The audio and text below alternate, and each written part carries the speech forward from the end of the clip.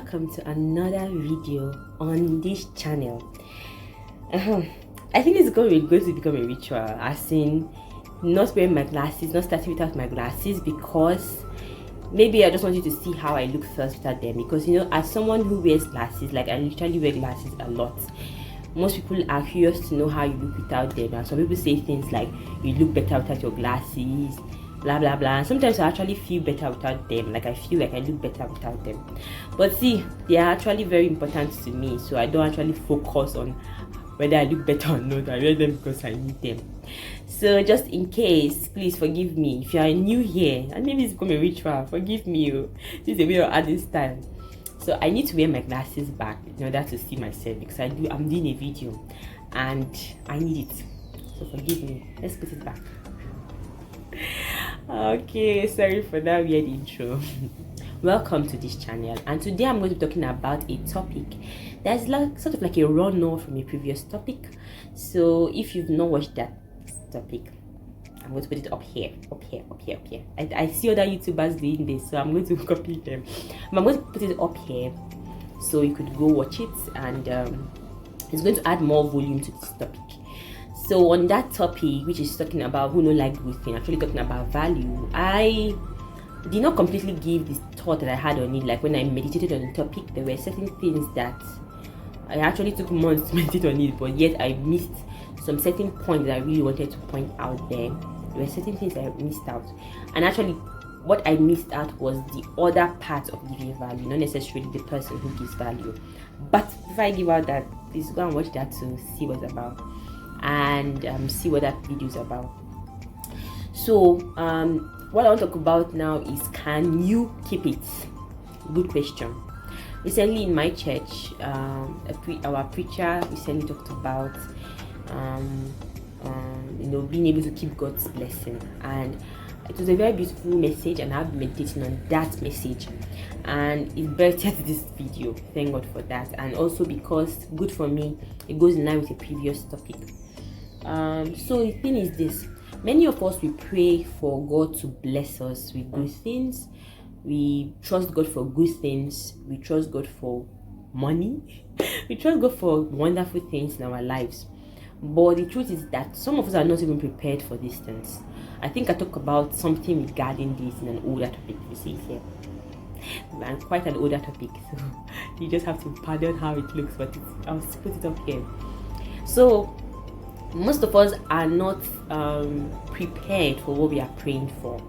Most of us are not even ready for the good thing that we are praying for. So we are making prayers, whereas there are no good structures for the blessings.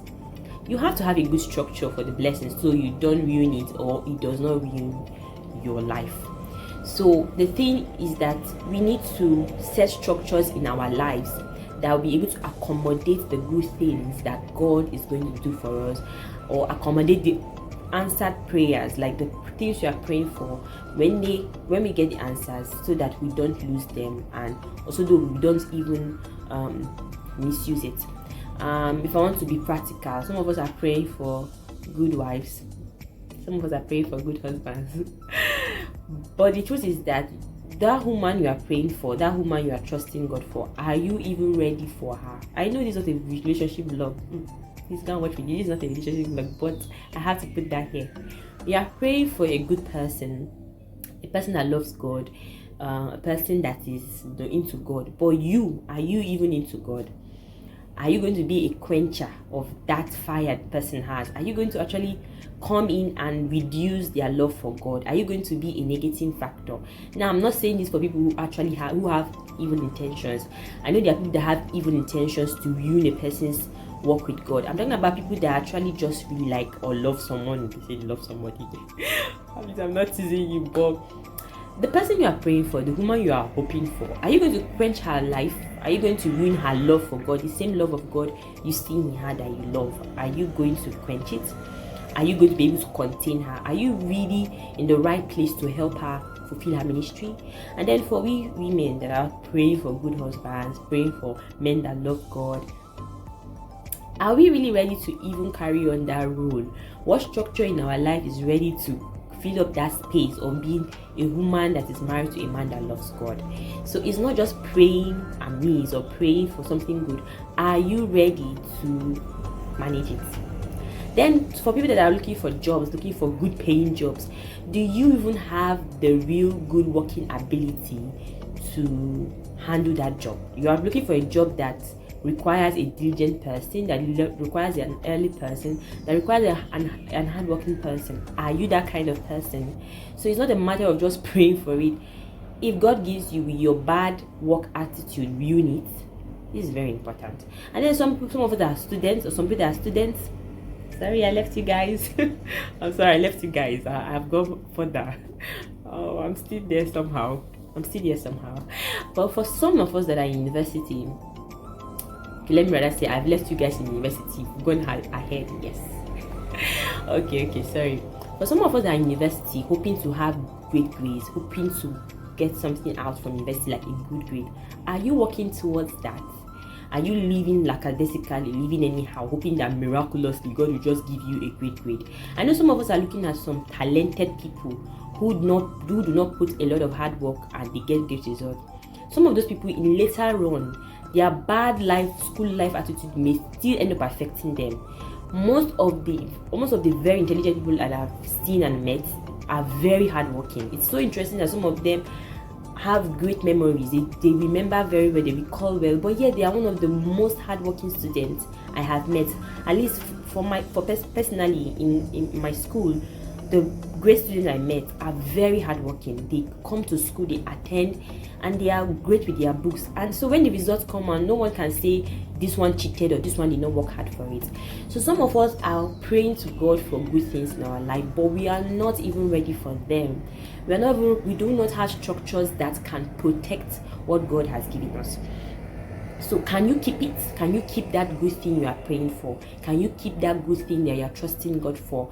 Or are you going to ruin it by your bad lifestyle? Are you going to ruin it by your laziness? Are you going to ruin it by your poor structuring around your life? It's not a matter of just praying for things, but what structure in your life is ready to keep it? Like what our preacher preached. Our preacher actually talked about many other things, but one of the parts that actually really inspired this video was talking about preparing for God's blessing. And the preacher was talking about being prepared for God's blessing, and that's very good. Like there's a story that was like a parable where people were praying for rain, but only one person brought an umbrella. So that was really a person who was really expecting the rain. So as you are trusting God, as you are praying, be preparing for what God is doing. Be doing the work, so that when God brings that blessing, you can handle it well. I have some stories I want to share in the Bible, but I think I will not share all. I'll just share some. I'm going to share one from First King. My Bible. Yes. So I'll have to open that, please. In 2 Kings chapter 4, verse 1 to 7, talking about the woman who met Prophet Elisha for help, for oil, and she didn't have any container for any miracle. The prophet had to tell her, go and get containers, go and borrow for that blessing. So unless she had brought that container, there would have been no oil. Like the oil that she had would have not been multiplied.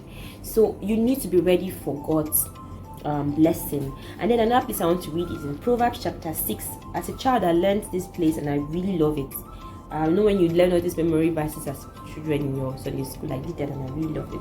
So verse 1 to 11, talking about the ants that prepare for every season. So the ant prepares. That's why you always see them. They are very hardworking. They carry food here, preparing for when there will be no food, preparing for when the rain will come, so they can have something to eat. So prepare for God's blessing in your life. I know it's not easy to wait. Honestly, let's be honest. It's not easy to wait for certain good things in our life. But while you are waiting for that prayer to be answered, what are you doing? Are you preparing for God's blessing? So I really want to encourage us that create structures that will keep God's blessings in your life. And one of the ways to do that is to have a healthy lifestyle. Yeah. Having a principled lifestyle. A lifestyle that will accommodate that thing you are praying for. A lifestyle that will encourage that blessing. Some of us actually even get blessings, but because we do not have disciplined life, we waste away that blessing. We waste away the blessing that God has for us, or we even chase them away. Or like you get a good job, God has answered your prayer by giving you a good job, but your bad working lifestyle gets you sacked. Your inability to be under a person or be under a leader, your pride, your rudeness may take you out of that job. Or God blesses your business, but your poor spending skills or your extravagant lifestyle kills that business. So it's beyond just praying for something, but have structures so that when God's blessings comes, you can keep it and you can multiply it. I do believe that when God blesses us, He expects that our blessings multiplies. God doesn't just bless and it's stagnant. God wants to bless us and multiply our blessings. So I think there are a lot of things to say here, but I will stop here. And actually had one extra Bible verse, but I'll stop here. I do not want to. So thank you. I don't know what to say more. I think I have said most of the point I want to say. So kindly go check the other videos I've made, including the ones that are lower quality. I know they will bless you. And thank you for being here. I pray God bless you, and I hope to make another vlog by God's grace next time. So until next time on this vlog, stay safe and God bless. That has actually become my outro word. If you follow me on my podcast or my blog, you always see that there. So I think I need to introduce that here. So thank you for being here. Thank you so much. Until next time, bye bye.